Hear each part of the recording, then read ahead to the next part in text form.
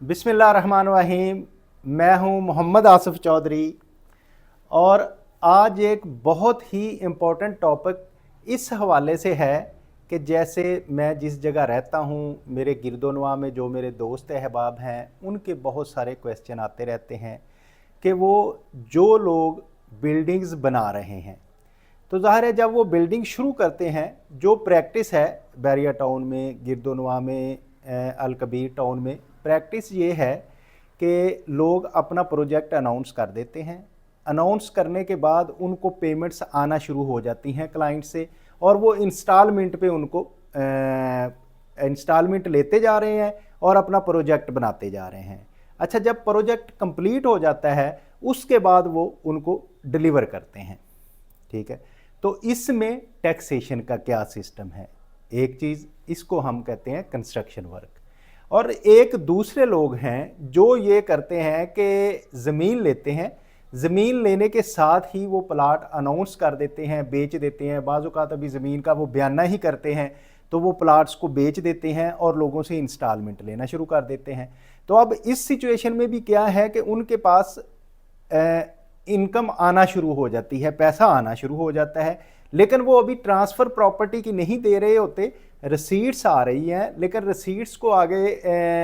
वो income mature नहीं हो रही, क्योंकि अभी उन्होंने ज़मीन के बकाया पैसे देने हैं, ज़मीन अभी उनके नाम होनी है, उसके बाद उन्होंने उसको डेवलपमेंट करना है। डेवलपमेंट करने के बाद जब कंप्लीट हो गया तो फिर वो प्लाट दूसरे लोगों को देंगे। तो ये हो गई दो सिचुएशंस कि पहला कंस्ट्रक्शन वर्क है, दूसरा जो है डेवलपमेंट वर्क है। अच्छा, तीसरा बाज़ औक़ात ऐसे भी होता है कि कोई राज ज़मीन लेता है, उस पर डेवलपमेंट भी करता है और डेवलपमेंट करने के बाद उस पर कंस्ट्रक्शन करके घर बना के देता है। तो उसमें भी ऐसी सिचुएशन होती है कि वो इंस्टॉलमेंट्स लेना शुरू कर देते हैं, उनके पास पैसा आना शुरू हो जाता है, लेकिन इसके साथ साथ वो जो अभी ना तो उनके पास ज़मीन उनके पूरे नाम हुई है या ना आगे अभी क्लाइंट अपने के नाम कर रहे हैं, तो वो ट्रांसफ़र ऑफ ओनरशिप नहीं होती। तो इसके लिए एक नया सेक्शन आया था, section 7F, tax on builders end developer, जो कि इनकम टैक्स ऑर्डिनेंस 2001 का ये टैक्स है। तो इसमें लोग क्या करते थे, पहले ऐसे करते थे, क्योंकि उनके पास जो पैसा आ रहा होता था उसको वो एडवांस मनी, एडवांस रसीट्स में लेते थे, और एडवांस रसीट्स में लेने के बाद जैसे पैसे लगाते जाते थे उनका प्रोजेक्ट डेवलप होता जाता था। प्रोजेक्ट डेवलप होने के बाद जब उसको सेल कर देते थे तो फिर वो ओनरशिप ट्रांसफ़र करने के साथ अपनी लाइबिलिटी भी कर देते थे, तो उस वक्त जो प्रॉफिट आता था उस पर टैक्स देते थे। लेकिन अब सेक्शन F जो है, इसके मुताबिक उन्होंने कहा जी ऐसे नहीं होगा। अब ये जो लोग मैंने आपको जैसे कि बताया है कि जो ड्राइव करते हैं इनकम कहाँ से, कंस्ट्रक्शन वर्क से करते हैं या डेवलपमेंट वर्क से करते हैं, जो मैंने प्लॉट्स की आपको बात की, या फिर वो कंबाइंड एक्टिविटी से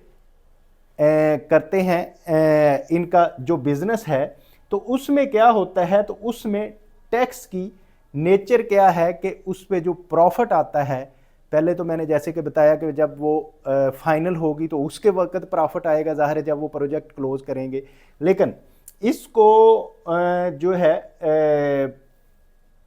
सेक्शन 7F के तहत ये कह दिया गया कि इनका जो प्रॉफिट होगा उसको डिवीजन 1 और 2 ऑफ पार्ट फर्स्ट शेड्यूल के तहत तो टैक्स लगता ही लगता है, और एप्लीकेबल जो कंस्ट्रक्शन और डेवलपमेंट पे काम होगा उसका क्या टैक्स रेट होगा, ये अब प्रेजेंटिव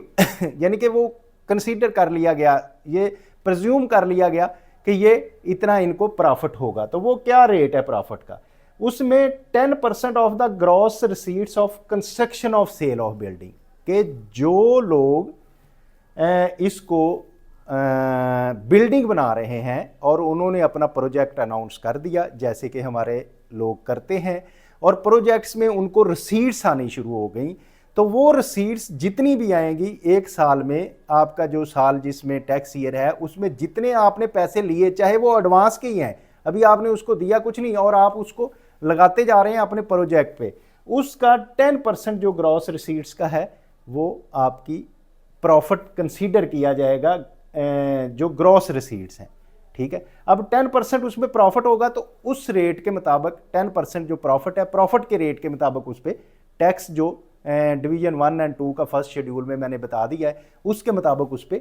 टैक्स आपको लगेगा और आपको वो पे करना होगा। अच्छा, ये था कंस्ट्रक्शन वर्क जो पहली किस्म है। दूसरे हैं डेवलपर जो टाउन बनाते हैं, उनके लिए क्या है कि वो 15% ऑफ द ग्रॉस रिसीट्स, जितनी भी रिसीट्स उनको टोटल आएंगी उसका 15% वो है उसका प्रॉफिट होगा नेट, और उस प्रॉफिट पे फिर आगे डिवीजन 1 एंड 2 के तहत टैक्स कैलकुलेट किया जाएगा और जितना टैक्स बनेगा वो इसका देंगे। और थर्ड वन जो है वो उनकी जो 12% ऑफ द ग्रॉस रिसीट जो कंबाइन एक्टिविटी करते हैं, यानी कि पहले वो डेवलपमेंट करते हैं, डेवलपमेंट करने के बाद वो उसको कंस्ट्रक्शन वर्क करते हैं, तो इस तरह से कंबाइन एक्टिविटी जो है उस पे ये 12% टैक्स का रेट है। ये टैक्स का नहीं है, ये है प्रॉफिट का रेट, कि यानी कि 10% प्रॉफिट होगा कंस्ट्रक्शन वाली बिल्डिंग पे, 15% होगा डेवलपमेंट वाले प्लॉट्स में, और 12% होगा जब कंबाइन होगा। तो ये जो प्रॉफिट आ जाएगा उस पे फिर जो टैक्स के रेट हैं उसके मुताबिक उनको टैक्स लगेगा और वो हर दफ़ा देते जाएंगे। पहले तो ये करते थे ना कि वो प्रॉफिट आ ही नहीं रहा उनको, क्योंकि वो रिसीट्स लेते जा रहे हैं और उसको कंस्ट्रक्शन वर्क पे लगाते जा रहे हैं। अभी उनकी लाइबिलिटी है क्योंकि उन्होंने चीज़ बेची नहीं है। लेकिन सेक्शन 7F जो है इसके मुताबिक ये है कि अब उनको 10%, 15% और 12% प्रॉफिट होगा और इस प्रॉफिट पे उनको टैक्स देना पड़ेगा।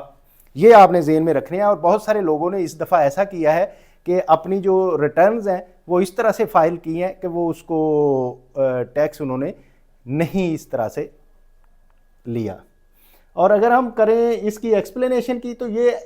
जो क्लास है सेक्शन F की, ये सिर्फ एप्लीकेबल कहाँ होगी, जहाँ कंस्ट्रक्शन वर्क और डेवलपमेंट का काम होगा, बाकी ये किसी और पे नहीं होगी। और ये इनकम फ्रॉम अदर सोर्स कोई है तो उस पे ये एप्लीकेबल नहीं है, ये भी आपने बात ज़हन में रखनी है। और इसकी रिस्ट्रिक्शन क्या है ऑन क्रेडिट ऑफ फंड्स, के फंड्स का जो क्रेडिट लेना है उसका income taxable under section F is use to explain के investment credit asset or expenditure के लिए है, और credit allowed only up to taxable profit, जो टैक्सेबल प्रॉफिट उसने लिया है उसी का सिर्फ उसको क्रेडिट मिलेगा। एक्सेस अमाउंट नॉट अलाउड, उससे ज़्यादा उसको नहीं क्रेडिट मिल सकेगा।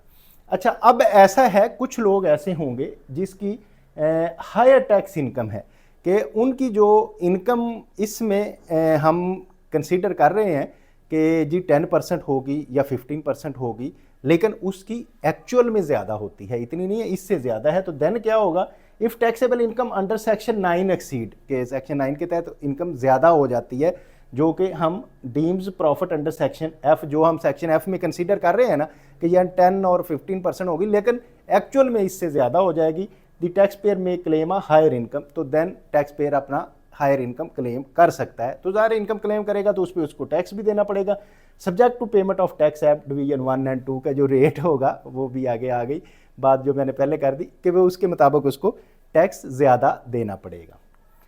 तो अब अगर हम entities excluded from the section F, section 7F से कौन एक्सक्लूड है, जैसे कि रूटीन में हम एक्सक्लूड करते हैं जो कि बिल्डर्स और डेवलपर जो parliament, provincial assembly, president order के तहत जो इस्टेब्लिश किए गए हैं, कि ऐसी फाउंडेशंस होती हैं जो एम्प्लॉइज़ की वेलफेयर के गवर्नमेंट के लिए काम कर रही हैं, जहाँ ऐसी है कोई फाउंडेशंस हैं जो अपने एम्प्लॉइज़ की वेलफेयर और गवर्नमेंट के प्रोजेक्ट्स के तहत इन ऑर्डर के तहत इस्टेब्लिश हुई होती हैं, उनको जो है इस पे वो नहीं लगेगा। एंगेज इन एम्प्लॉय वेलफेयर, ये भी मैंने आपको बात बता दी। तो इसी तरह से इसके जो हम की टेक अवे हमें क्या मिला, ये सारा सुनने के बाद आपको क्या हुआ कि एक तो ये प्रेजेंटिव टैक्स रिजीम है जो हम प्रिज्यूम कर रहे हैं कि इतना है और उस पर आपको टैक्स देना है बेस्ड ऑन ग्रॉस रिसीट, जो आपके पास टोटल पैसा आ रहा है इंस्टॉलमेंट्स की शक्ल में। ये नहीं कि आपने कहा कि मैंने उस पर खर्चा कुछ कर दिया था तो वो खर्चा बीच में निकालना नहीं है। टोटल रिसीट्स जो हैं उसका 10, 15 और 12% जो है आपका प्रॉफिट कंसीडर हो जाना है, और उस प्रॉफिट पे आगे फिर जो डिवीजन 1 एंड 2 में रेट टैक्स है उस पर लग जाएगा। तो फिक्स प्रॉफिट रेशो, प्रॉफिट की रेशो जो है वो फिक्स कर दी गई है कि जो 10, 15 और 12%, और limited scope with in the strict credit rules जो हैं उनके हवाले से भी आप कितना क्रेडिट ले सकते हैं। तो रिलीफ किनको दिया गया है, जिनकी इनकम हायर होती है उनके लिए इसमें से रिलीफ है। तो ये उम्मीद है कि आप इस सारे को अच्छी तरह समझ गए होंगे, क्योंकि आप क्वेश्चन क्लास के सामने अवेलेबल नहीं है, लेकिन आपके ज़हन में कोई क्वेश्चन आ रहे होंगे। अगर आपके क्वेश्चन आ रहे हैं तो आप उसको कमेंट बॉक्स में कमेंट भी कर सकते हैं, और वैसे भी मैंने अपना सेल नंबर दे दिया है। अगर कोई चीज़ और आप समझना चाहें तो आप इजीली मुझसे कांटेक्ट करके ये चीज़ें समझ सकते हैं। तो मेरा मकसद क्योंकि है कि अवेयरनेस देना टैक्सेशन के, जहाँ गलती हो रही है, जहाँ टैक्स पूरा नहीं पे हो रहा, जो लोग टैक्सेशन को नहीं समझ रहे, मेरा मकसद जो है उनको टैक्सेशन समझाना है। तो उम्मीद है कि आप लोग इसको बहुत अच्छी तरह समझ गए होंगे। अगर आप समझ गए हैं तो दूसरों को समझाने के लिए इसको आप लाइक, शेयर और सब्सक्राइब करें ताकि बाकी लोग भी समझ जाएं। Thank you very much, have a nice day.